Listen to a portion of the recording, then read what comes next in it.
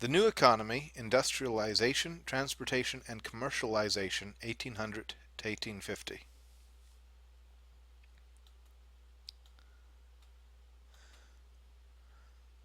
Okay, we left off talking about the beginnings of industrialization, which was point 3. Now we're going to move on to point 4, the new commercial economy.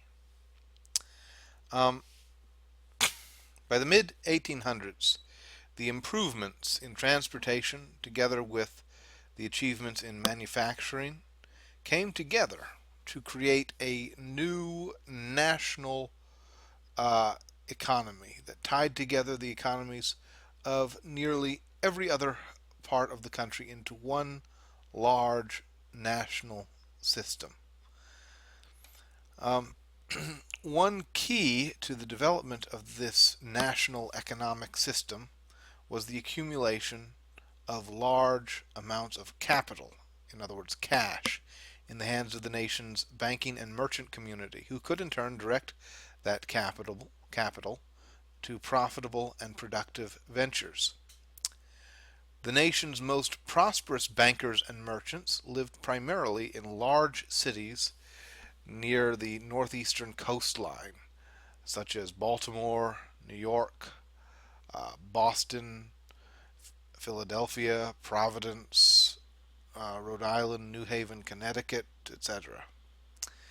In the early 1800s, these people were becoming extremely rich through their mercantile endeavors, through their increasing trade networks that encompassed not only all different parts of the United States, but also other parts of the world as well.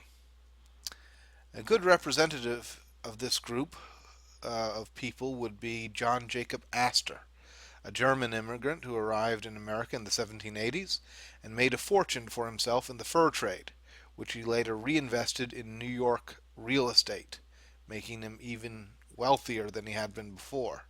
In 1834, Astor retired from commercial life with a fortune estimated at $25 million, making him the wealthiest man in America at that time. Um, Many of these people had made huge fortunes in international shipping prior to the embargo of 1807, which, if you remember from our lecture on the Jeffersonian period, was imposed by the Jefferson administration.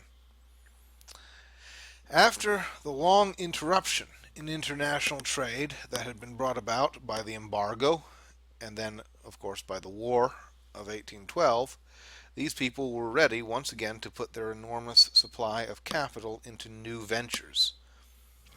Uh, it was this capital that paid for the new textile mills in places like Lowell, Massachusetts, and elsewhere. And it was also this capital that paid for the new factories, railroads, turnpikes, and other profitable ventures. Where did the capitalists get all this money, you ask?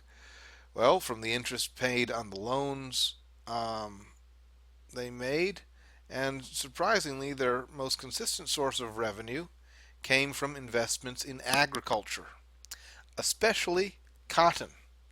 Northern bankers and merchants actually made a killing off of southern cotton, made massive amounts of money.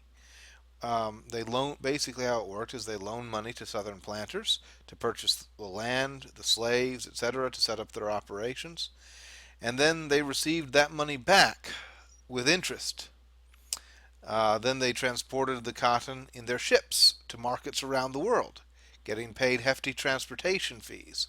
So they're getting money from the cotton trade in more than one way, not just interest on the loans, but also they're getting money from transporting the cotton to other places.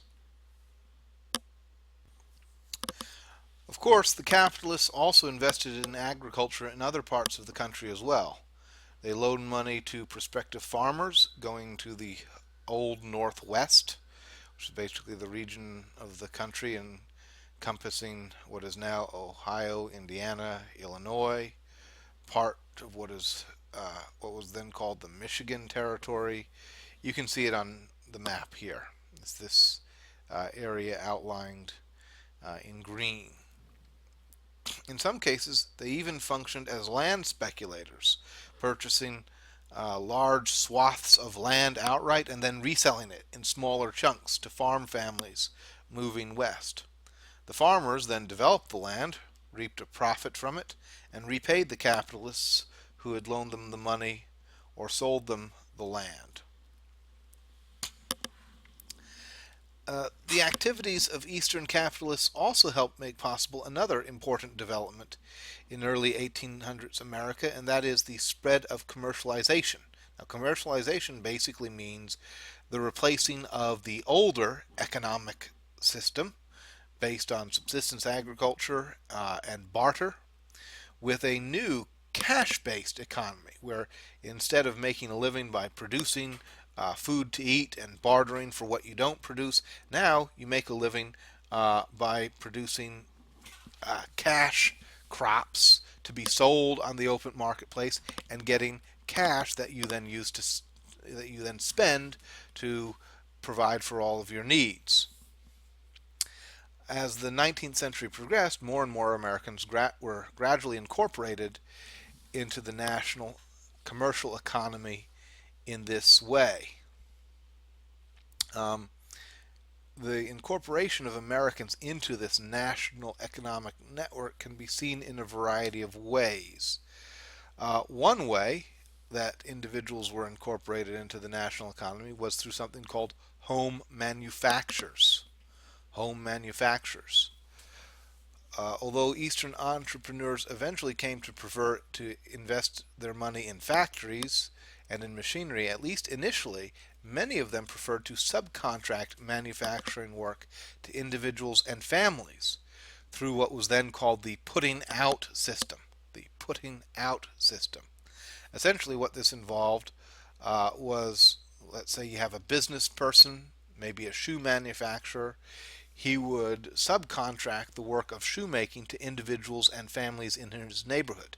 He might have a central workshop where a few skilled workers made the various pieces of the shoes that he was making, the soles, the uppers, the laces, the heels, etc.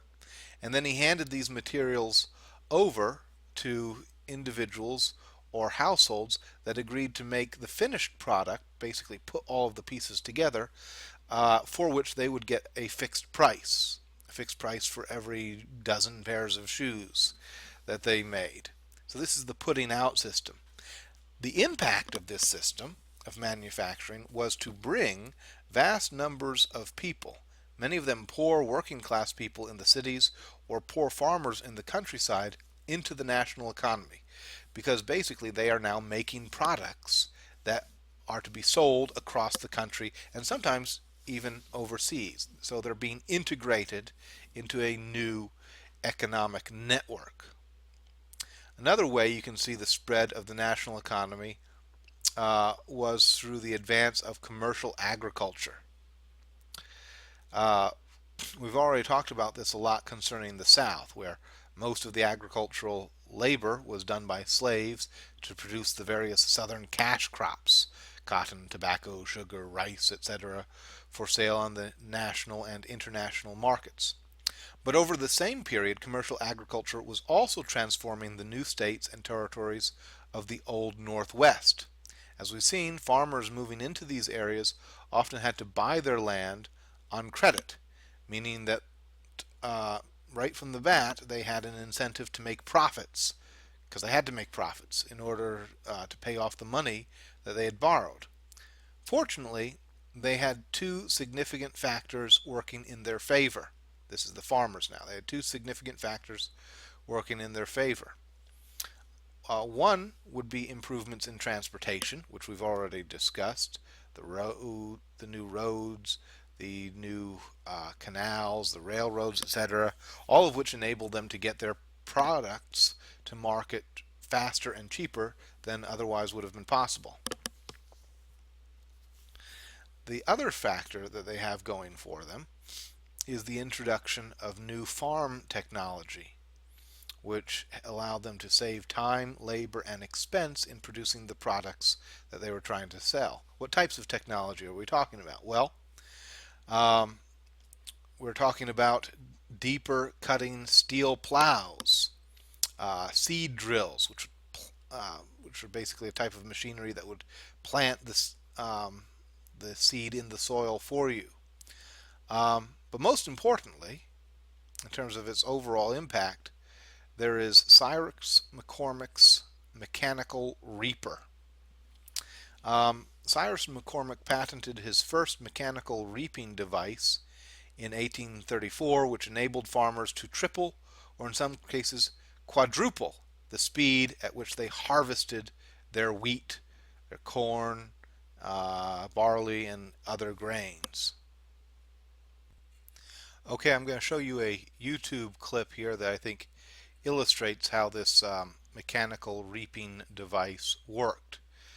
This is about a 30-second video clip, and in this clip you're going to see a farmer using a team of horses to pull a mechanical reaping device very similar to what Cyrus McCormick first introduced in the 1830s.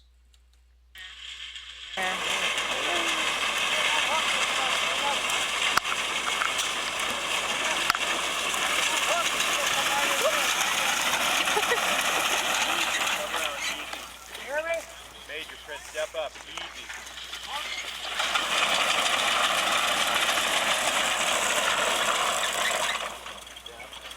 Major, Chris, step up.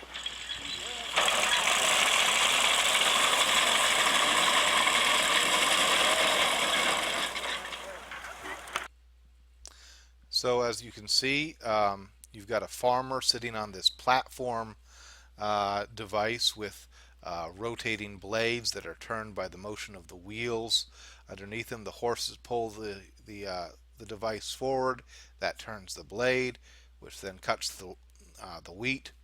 The initial McCormick reaper simply cut the wheat and left it lying on the ground, and people could come by and pick it up and bind it into stacks. Later versions of the reaper had this feeding device that would pull the wheat onto a belt underneath the platform, and then it would be bound by cord or metal wire and left in nice, neat stacks behind the reaper. Either way, now of course nowadays farming technology has advanced even further. All of this is done via tractor rather than by a horse-drawn reaping device. But keep in mind, before McCormick introduces the reaper, all of this work would have been done by hand. You'd have had farmers going out into the fields with scythes, which are long, sharp bladed instruments, and they would cut the grain by hand, leave it in the fields, and then go back afterwards and bind it all up into stalks. This device greatly cuts down on the time and effort that it takes to do that basic task, and in turn that also allows farmers from this period, it enabled them to bring vast quantities of land, vast expanses of agricultural territory under cultivation in a relatively short period of time.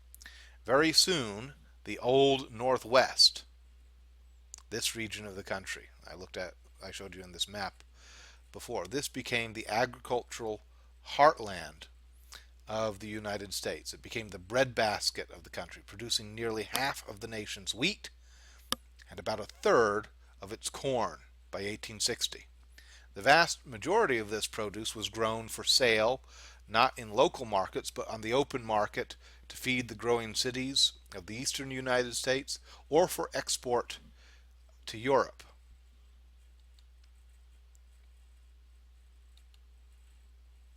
Point 5, divergence between the North and the South.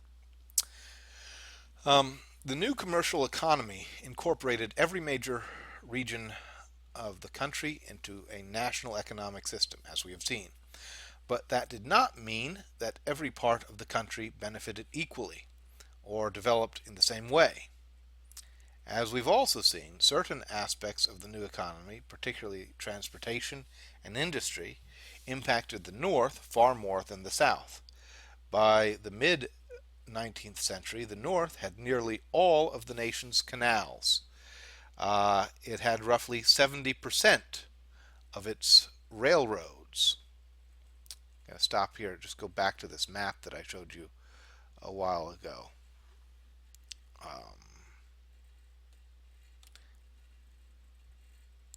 This map shows you U.S. railroads circa 1860.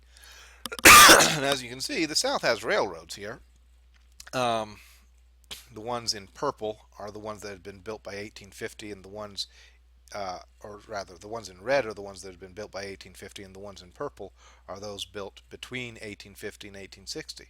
So as you can see, the South has railroads, and its railroad network is increasing in the late antebellum period, but compared to the North, nowhere's near. Nowhere's even close. North had about 70% or more of the nation's railroads. In terms of agriculture, both regions obviously had large and robust and growing agricultural sectors. But here too, the difference between the North and the South was becoming increasingly stark. The southern cash crops were predominantly the four major slave crops: cotton, tobacco, rice, and sugar. The North specialized in the production of food crops: wheat, barley, corn, and other grains. The North also had far more manufacturing than the South. In 1860, the North manufactured 97% of the nation's firearms, 96% of its railroad locomotives, 94% of its cloth, 93% of its pig iron. Pig iron is basically raw iron useful in industrial applications. And then 90% of its boots and shoes. So the North has a huge manufacturing edge over the South by the late antebellum period. Of course, this is going to redound to the benefit of the North to a great extent, as we shall see during the Civil War. Of course, none of this meant that the northern economy was growing while the southern economy was regressing. In fact, both sections were growing tremendously, but the point is they were growing in different ways, so that the northern and the southern economies gradually came to look very different from one another. The differences in economies also produced differences in population growth. Again, both sections of the country saw their populations increase rapidly during this period, but the northern population grew even faster than the southern population, especially in terms of its white population. Part of this was because the North benefited disproportionately from the waves of immigrants starting to come over from Europe, especially Northern Europe, places like Ireland, Britain, and Germany. It was also because the rapidly growing agricultural districts of the Old Northwest were populated mostly by small farming families, as opposed to large plantations, which allowed for a phenomenal growth of the North's white population. The South's population obviously was growing too, but a large part of its population growth was comprised of slaves. Thus, by 1860, the 15 slave states had just over 12 million people, of whom 4 million were slaves. The free states, by contrast, had roughly 20 million people, of whom all but half a million or so were free white people. Of course, the biggest difference between the North and the South during this period was slavery.